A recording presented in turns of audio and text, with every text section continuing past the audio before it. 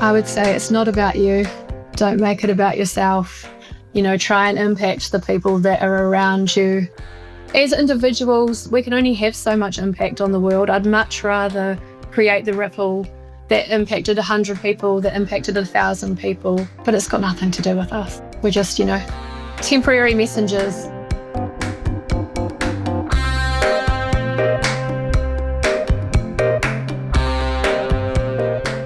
What if the thing standing between you and your most effective leadership is the energy it costs you to be someone you're not? Well, this is something that's taken me years to work out and really own, how to lead in my own way. And my guest today, Erin Judge, is a role model to help anyone accelerate the shift from imposter to authentic leader. Erin spent her career in some of New Zealand's most complex systems: child welfare, criminal justice, and sector-wide public reform. And throughout all of that, she's worked out what it means to lead authentically, without ego, without hierarchy, and for something that outlasts the role that you hold. In this conversation, we're covering conviction, identity, and what real impact looks like when you stop making it about yourself. Hi, I'm Digby Scott, and this is Dig Deeper, a podcast where I have conversations with depth that will change the way you lead.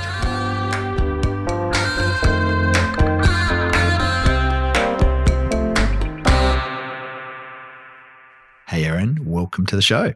Kia ora, Digby. Good to have you here. Question: how would you describe what you're here to do on the planet? Just a small question to start with. I love it. And I think about this question quite a lot. So for me, I think about justice, fairness, equity. I've been thinking about these things since I was about, 3 years old. I've always just had that real sense of, that's not fair. That doesn't feel right my whole life. So I've made a career, and my whole personal life as well is actually just around the pursuit of justice. The question that is begging to be asked is, so where does that come from? In my research, do I read correctly that you wanted to set up a law firm or become a lawyer when you were like 9 years old or something? Yep, that's right. I don't know where that part came from because I didn't know any lawyers. I don't even know where I got the concept of law from, but somewhere within me, perhaps I was a lawyer in a past life or something, I had this idea that I wanted to be a lawyer. And then thankfully I got to do that. So strange to be born with that instinct, but for some reason I was. So I'm not hearing, it was because I had this role model and they modeled the principles of justice, fairness and equity. It was just there.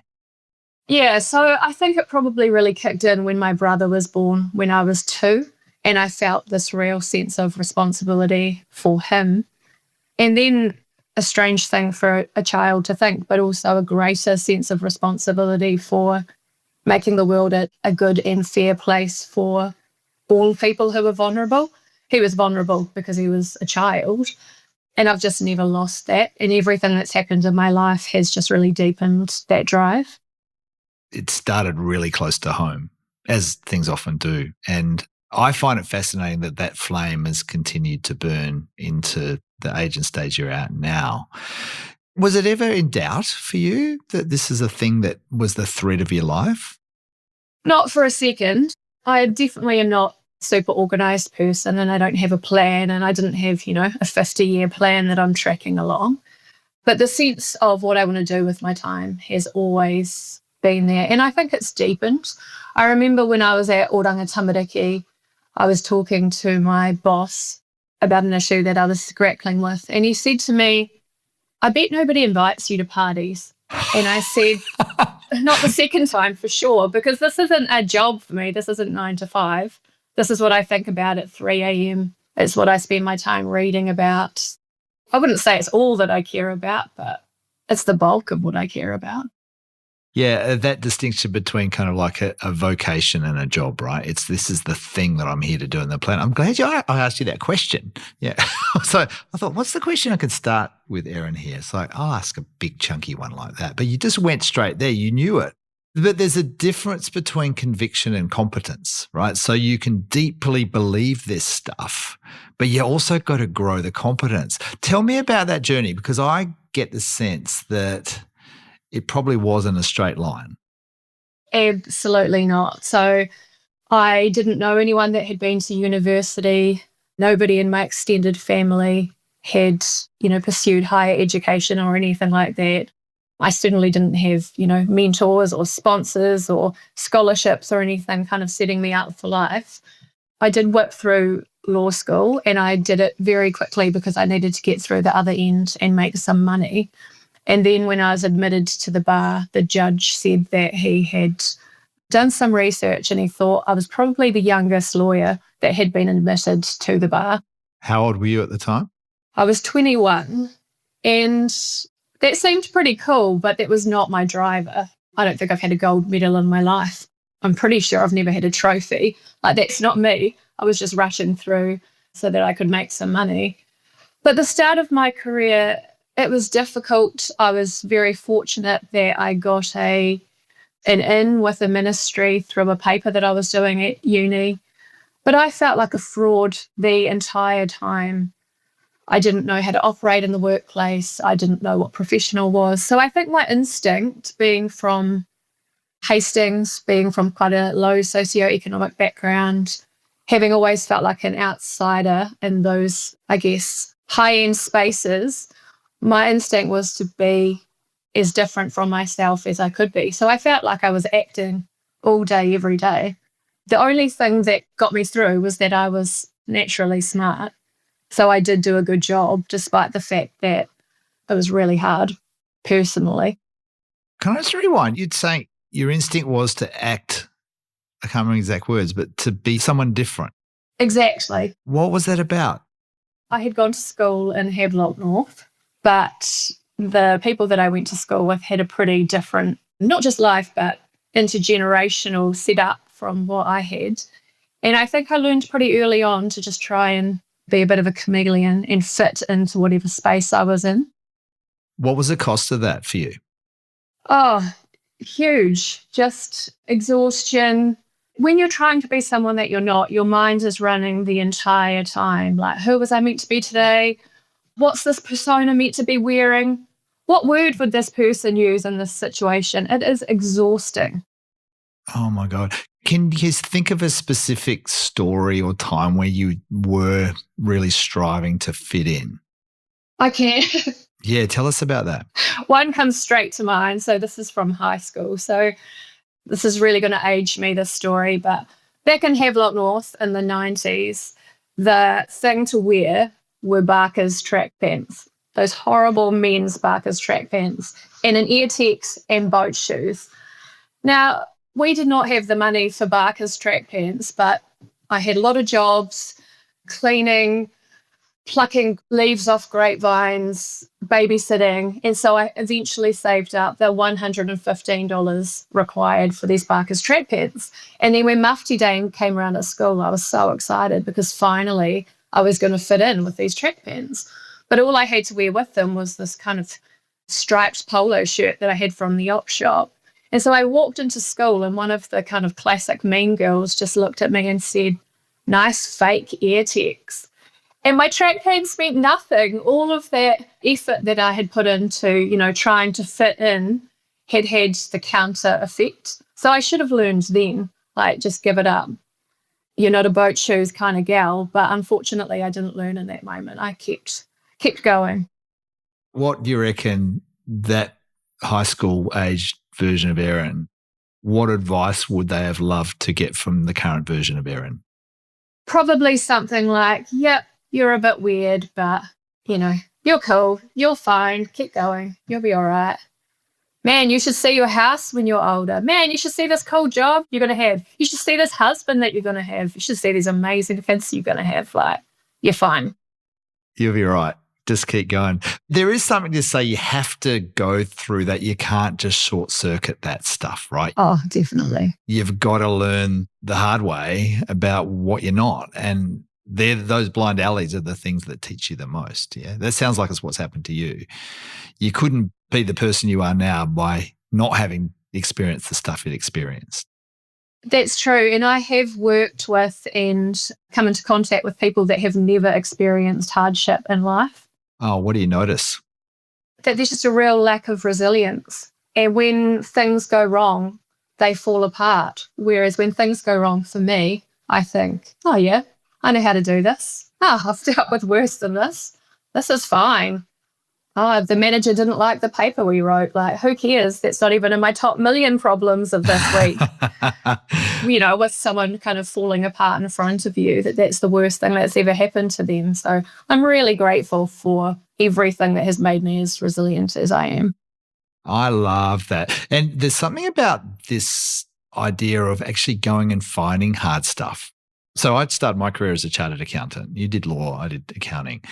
And I remember I did the 3 years and you become chartered and all of that.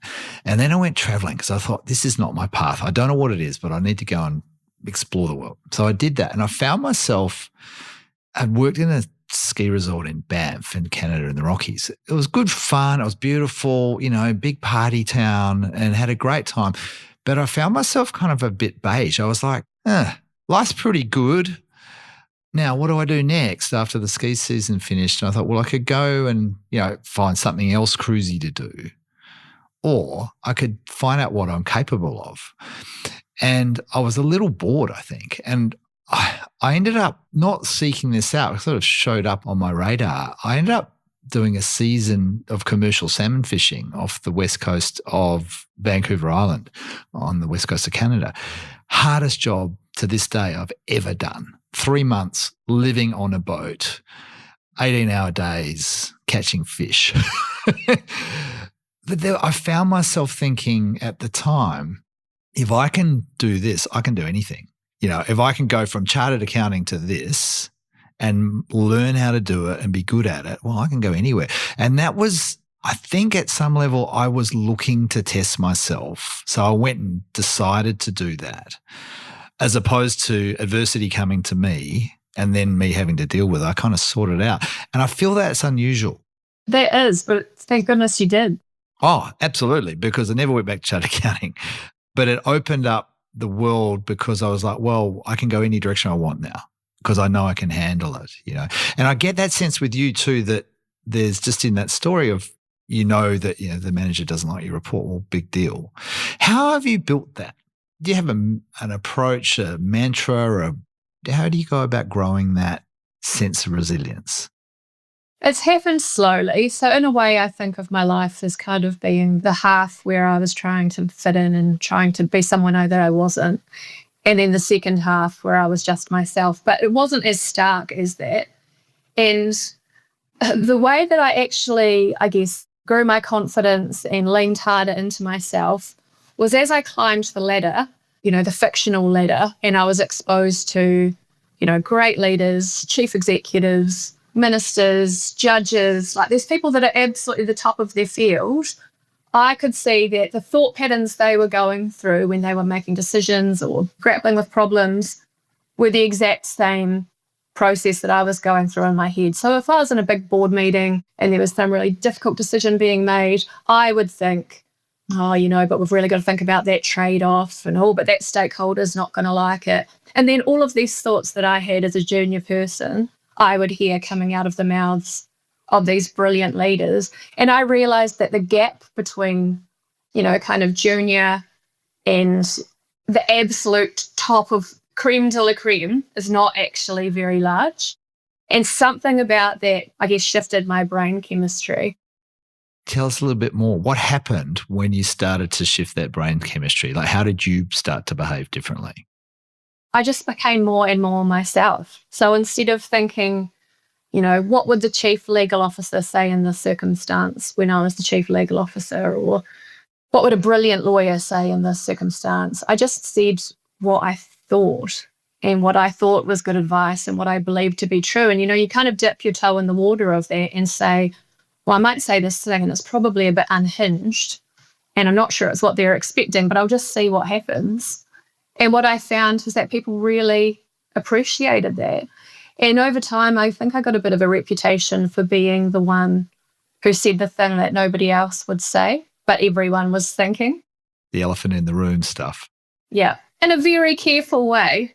Yeah, so thoughtful. And it also seemed to be serving a couple of purposes. One was serving the room, but it was also serving your own growth that was serving you busting some myths in your own head, the imposter or whatever it was, right? There was like, oh, let me just try this out.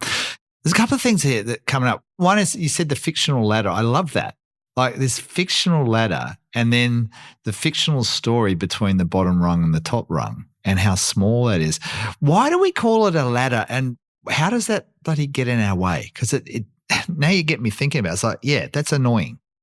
It is so stupid. So what I have said in the last few roles that I've been in, where we've welcomed a new person into the team, particularly if they are the most junior person, is this is the most brilliant person in our team for at least the next 6 months because they don't buy into our systems, they haven't been burnt out, they can see the wood for the trees or whatever that saying is.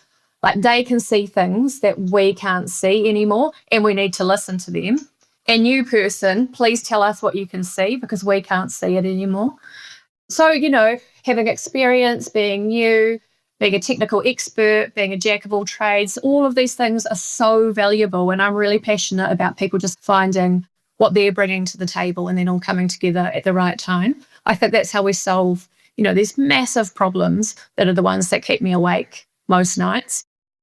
What you're saying is you need all voices around the table and you're giving permission for the newest person to play an equal role as just as valuable as everyone else. Exactly. And it's not just their work experience that's valuable, it's their life experience. So when I helped establish the government legal network and we were interviewing for the very first round of graduates, one of the biggest things we were testing was their life experience. And a question that we asked in every interview was, what is the hardest thing you've ever been through and how did you get through it? Because yes, maybe they've only worked in an office for a week, but if they have supported a family member through cancer or worked in the warehouse every Sunday all throughout their school, like they have experiences that are so valuable. There's that book Range by David Epstein, and he talks about what we actually need is not the deep technical competence, but we need a range of experiences across a range of domains that then we can draw from because we have more experience to go, okay, yeah, I haven't seen this specific situation before, but I've seen this pattern before.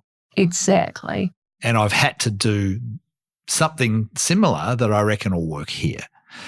And whenever I've hired people, I'm looking for that as well. Like, tell me about your life experience and your range. Tell me about your range. You remember when having gaps in your CV was a bad thing? It was like, well, what happened in those 2 years? I used to work in recruitment, and it was like, oh, well, you clearly aren't committed to your career. Well, actually, no, I went and worked in an orphanage or I went and traveled in, Central Africa and I learned how to meet different, whatever it might be. That's the stuff that I always found those folks were way more interesting, but way more capable.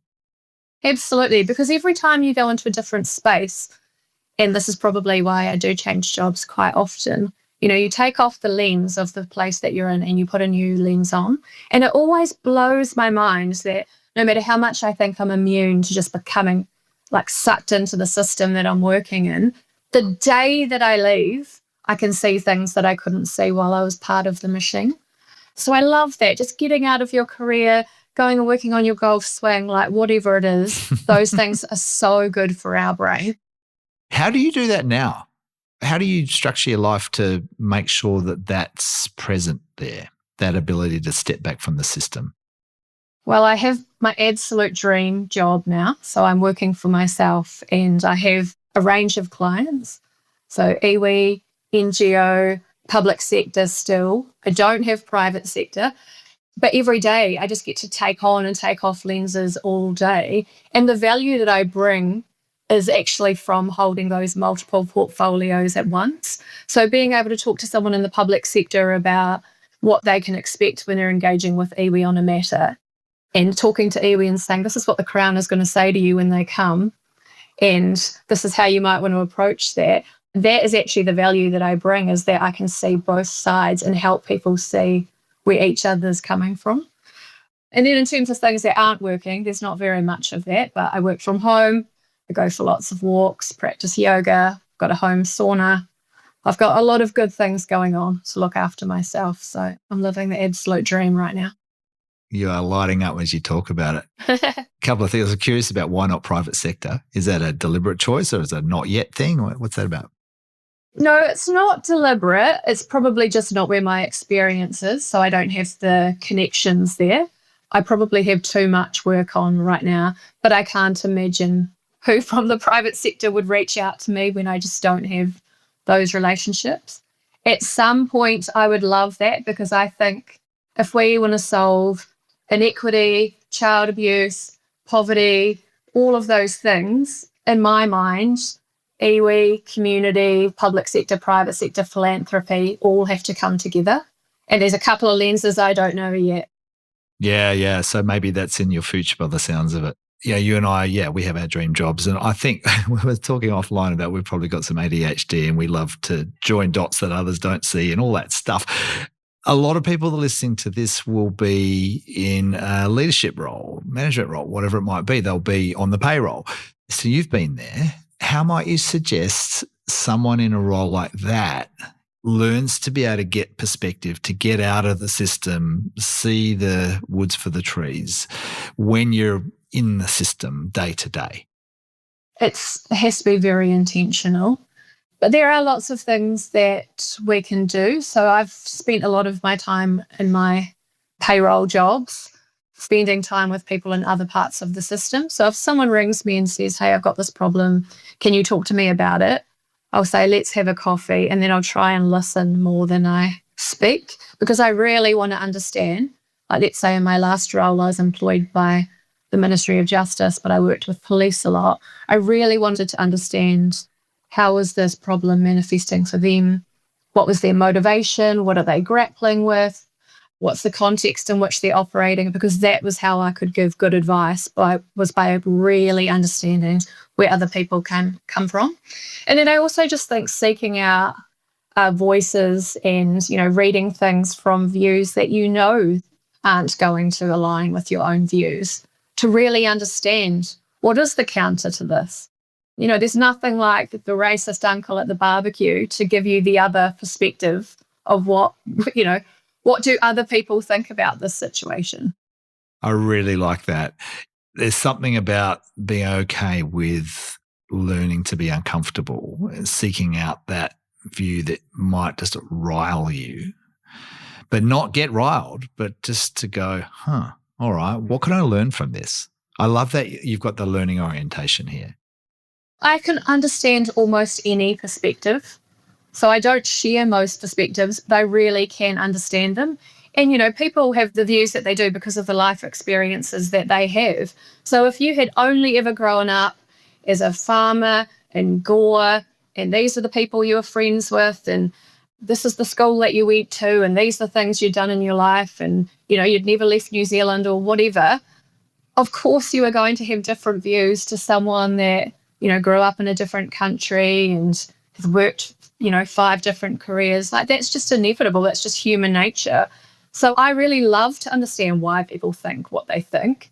And then sometimes, gently see if I can shift their thinking or throw a bit of a stone in there and see if it lands. See what happens. How is that a superpower? I think because I can really hear and understand people and I can very quickly assess their motivation. It doesn't mean I'm always right, but I think most of the time I'm pretty on the money. And if you understand where someone's coming from, let's say we're talking about the justice system and someone has the view that, everyone should be locked up and had the key thrown away. Like, if you understand that their only experience of the justice system was that they have been burgled and it ruined their life and then it had on all of these flow-on implications for them, then as soon as you can understand where they're coming from, then you know how to communicate in a way that might help them see another perspective. So, I always think about things like saying to someone, would you steal? No, of course not. I'd never steal. Well, what if you were hungry? No, I would never steal. Absolutely not. What if your kids were hungry and you had no other way of getting food? Maybe. So you can always give people a more rounded perspective. I really like that. It's a framework I use when I'm teaching leaders about the idea of influence. And I said there's three elements. There's me, message, and messenger. And me is actually not you. It's the audience. It's the person you're speaking with. That's me. And by even just calling me, you're having to step into my shoes, my world, understand me, what drives me, what matters me, what shapes me, what I won't negotiate on, all of those things. Then there's the messenger, which is you, as in the one who's maybe trying to understand and then maybe poke and influence. So how are you showing up? What's shaping you? What unconscious biases do you have? Understanding that. And then there's the message, which is, well, what's the point that we're trying to land on together, or what's the thing that's emerging through this dialogue, through this conversation? So me, message, messenger, they're all three elements at play. And often I think we forget about the me. It was like, well, I've got my message and this is what they need to hear, and they're wrong. I'm going to show them that they're wrong, which is not a particularly strong way to influence. And what I'm hearing is you're embracing those three ideas, me, message, messenger. And there's nothing better than when you come away from those conversations and you've changed your mind. Absolutely. I think that's a rare perspective, Erin.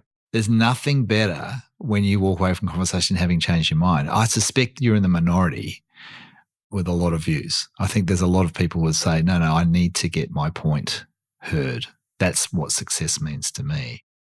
For me, I'm not driven by me or my point. I'm driven by a few kind of key outcomes, like equity. I can see multiple paths to get there. So if I'm trying to have a conversation with someone because I think that they can help ultimately drive equity, and then that path gets closed because they say, no, you're wrong, that system's never going to work. And I think, oh, they're right, that system is never going to work. Then I just immediately move to the next path. Because you've got a higher outcome in mind. Absolutely. There's a moment in time that I've got to form a relationship with someone and challenge my own thinking, and, how cool, that path's gone, on to the next one. When I was the chief legal officer for Oranga Tamariki, I used to say to the senior leaders, don't ask me if Section 13 applies. Tell me what you want to achieve, and I will tell you 5 different ways to safely get there. And they'll all be legal, and one of them will be quick, and one of them will be cheap, and one of them will be the right one, and I'll try and push you, down that one. But don't ask the narrow question. Just tell me where you're trying to get to, and I will walk you through to get you to that place safely and legally. Outcome over process, right? Absolutely. I want to come back to the superpowers thing. So I asked you, how is that a superpower? And you said, well, I get to learn more and get the broader perspective, etc. You and I both think a little bit about the shadow side of what people are good at. Tell me about your thinking there, because I think this is a fascinating area. We're always trying to go, oh yeah, be good at that, but there's also there's another side to superpowers. I do think about superpowers a lot, and there's an amazing book. I can't remember the author off the top of my head, but the book is called Supernormal, and it's about how our formative years overdevelop parts of our brain. So there are things that I can do so well and so easily that I don't even really value them because they come so easily. And yet when I get in a lift and then I step out of the lift, I don't know which way to turn. Like, I have no spatial awareness. So there are parts that are so overdeveloped, and then there are parts that are really undeveloped. And unfortunately for my te reo learning languages, the learning languages part is in the underdeveloped. But, when we talk about kind of performance and performance development plans and those kind of things, we always have the, hey, Jim or Jane, here's the things that you're good at, and here's the things that you need to work on. And as humans, we really focus on those things that we need to work on, and we just skip over those things that we're good at. My philosophy, and I think how I've moved from having almost no confidence, well, actually no confidence at all in my early career, to being really comfortable with who I am now, is by just leaning harder and harder into the things that I'm good at and not worrying about those other things. And then, of course, the things that I'm not good at, the great news is there are billions of people in the world, and there's someone else that's good at that thing. And I will find that person and I'll say, you do that bit. I'm rubbish at that bit. And, if you're rubbish at it, you probably don't like it. I'm rubbish at that thing and I do not like it. I'm going to double down on this thing that I'm good at. So I want to hear there is know and own your awesomeness. Yeah, yeah. It's interesting because I was also thinking about how or when only doing that can limit you. I'll give you an example. I'd love to get your take on this. So last week I was thinking about how I'm really good, and you picked up on this, I'm asking questions that get people to think. I'm really good at creating spaces where bring people together to create immediate high trust environments. I'm really good at that. And I'm really good at listening and picking up themes and patterns in what people and groups are saying. They're things I've honed for years, and I reckon I've got some mastery in them. Yet I was confronted by something that just came across my radar the other day where I was like, yeah, and what am I hiding behind? Well, how am I using these strengths to hide behind something else that could help me grow and be even more effective? So I think specifically for my case, I've really had to learn in the last few years, including being a host on this podcast, doing exactly what I'm doing now, which is sharing my story and sharing my perspective and my viewpoints, not asking others what they think, which is I'm naturally good at doing. Well, I've developed the talent for it. But there's something about me hiding, I think, from putting my view out there in the world because what if people don't like it? That's my story. That's my situation. So there's this sort of overusing my superpowers because that's the safe place for me to play. What comes up for you as I share that? A couple of things, actually. So yes, I do think that you're very good at asking questions and holding space. And I like when you share your story. I think that really adds value. What I think about is, I guess, the duality of the things that we are good at and the things that we think that we're not good at. So I think about things like being aggressive and assertive, which, they're on the spectrum of being the same thing. But if you're considered assertive, people are like, oh, great, let's get that assertive person to, negotiate this contract for us. But if you're considered aggressive, then nobody wants to play with you. But they're the same thing, right? So I'm always thinking about how you dial things up and dial things down. And the story that comes to mind is I was in a meeting with a group of managers that I led, and we were debating something pretty tense. And one of them got really aggressive and started crossed the line into being inappropriate. So I called the meeting to a halt. I said, no, you've gone too far. This behavior is unacceptable. We are shutting this meeting, and John Doe, I'm going to give you a call. We closed the meeting. I got on the phone to him and he started going off. And he said, oh, well, then I'm just not going to share my views anymore. If that's what you want, if you just want someone timid, that's fine. That's what I'm going to be. That's what I'm going to be. And I said to this person, your passion is the number one thing that I love about you. That is your strength. That is who you are. I just need you to tone it down, dial it down 20% and be more careful about, when and how you are sharing that with people.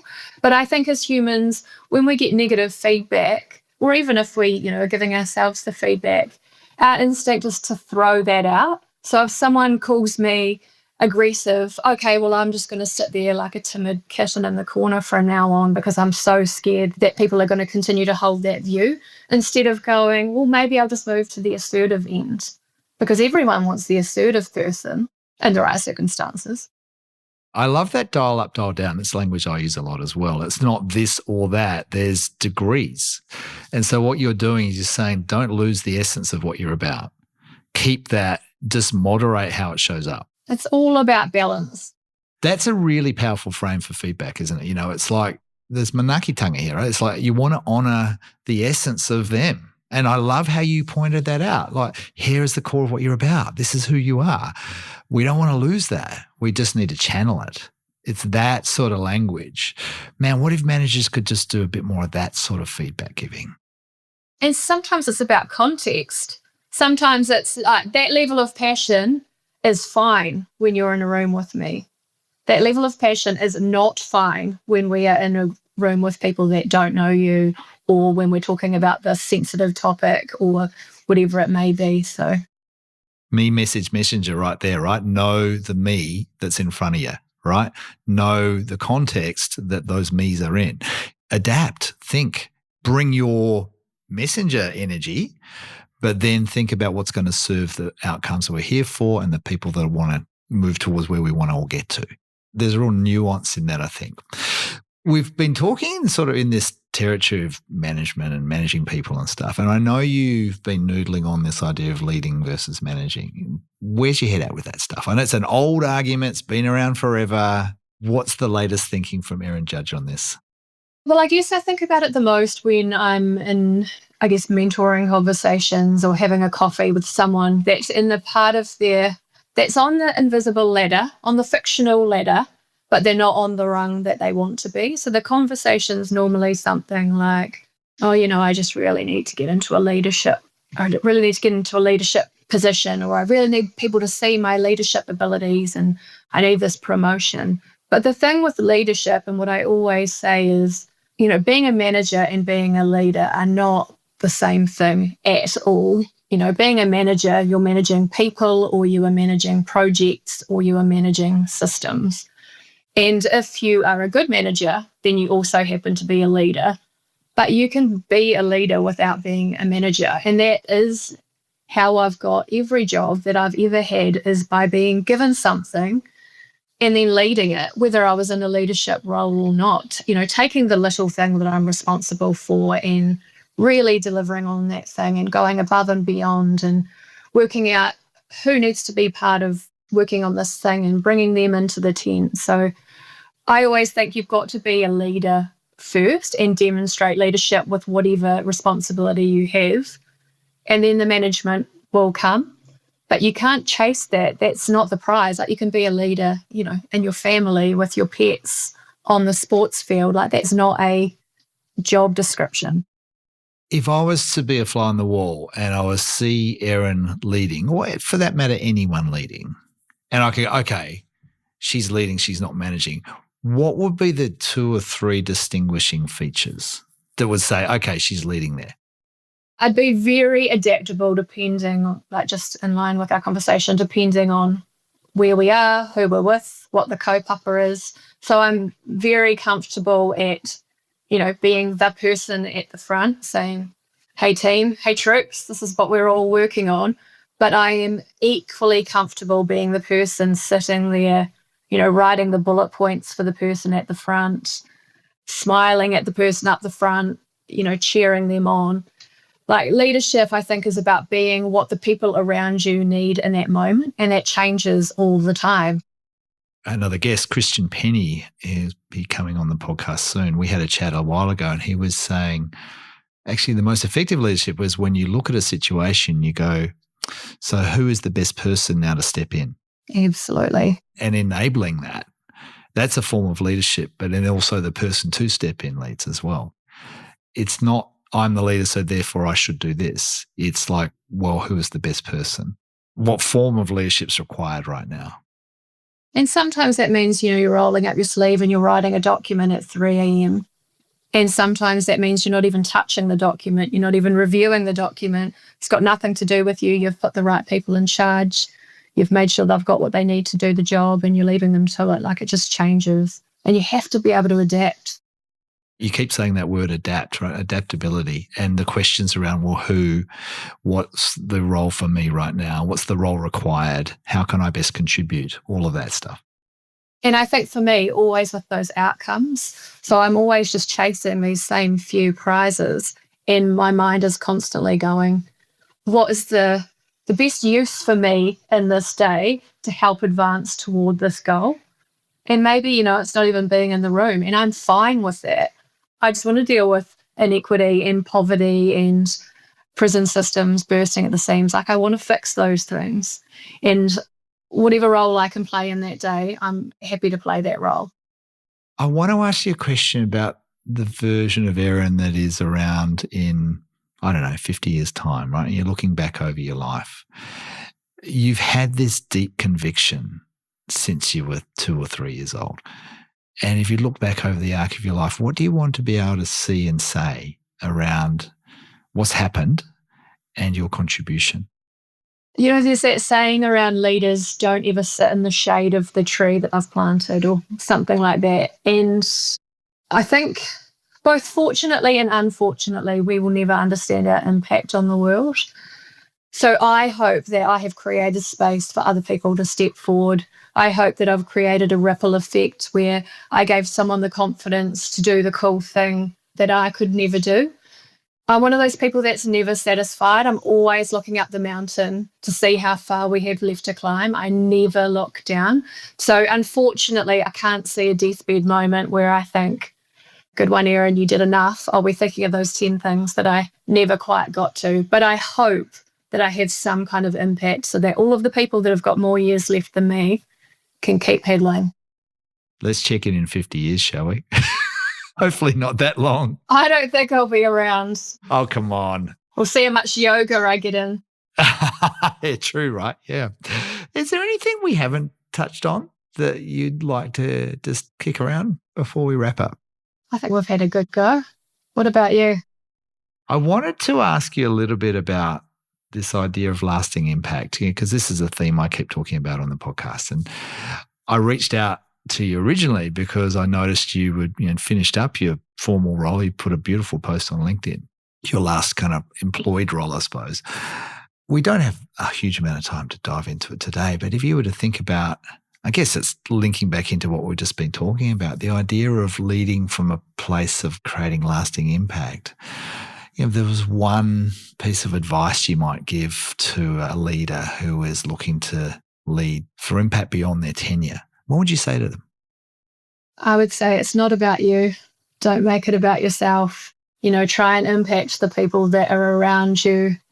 As individuals, we can only have so much impact on the world. I'd much rather create the ripple that impacted 100 people, that impacted 1,000 people, but it's got nothing to do with us. We're just, temporary messengers. Yeah, doing our bit, right? Yep, that's right. How can people find you if they want to connect with you? How would they link in with you? Well, I am linked on LinkedIn, as you said. That's pretty much it because I'm all about the work. So I don't have any beautiful cooking to post on Instagram or anything like that. Yeah, also, so find Erin Judge on LinkedIn.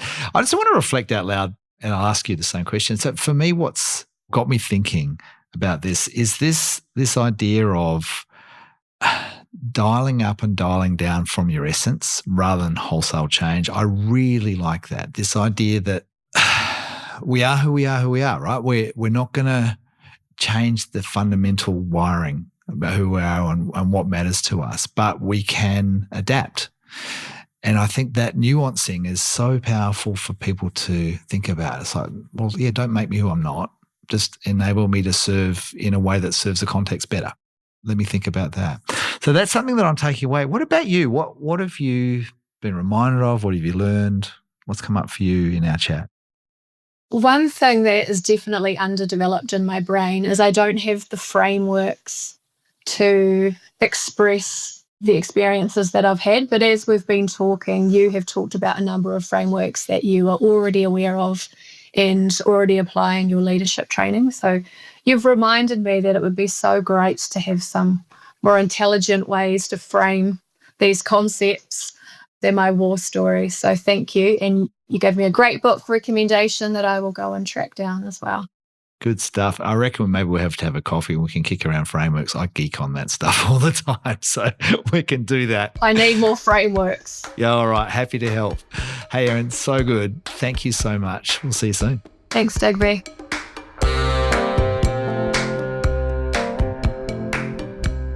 Another idea that's just got me thinking from that conversation with Erin is the fictional ladder. This idea that we have a hierarchy, we have a ladder, we have these made-up gaps between the people at the so-called top and the most junior people, and even that language of senior, junior. So it's like we've all got something to bring. And I love the way Erin gives permission for everyone to contribute just through the framing. The most valuable person in the room is our newest person. How cool is that? And I wanted to ask her, what happens when people push back against that? Didn't get there. So curious about that. What have you experimented with that? If you're someone who's experienced and you want to invite other voices in, if you said something like that, what would happen? something for you. Wondering what this has got you thinking? Love it if you think of someone else you think would value hearing the conversation between Erin and I. Love it if you could share this episode. That would be brilliant. I'd be so grateful to you. Thank you again to Gabby White, my practice manager, for corralling me, herding me as a cat, and getting me to the chair to have these conversations. I love these conversations. Also to Kane Power for making the audio sound brilliant. Thank you, mate. Until next time, I'm Digby Scott. This is Dig Deeper. Go well.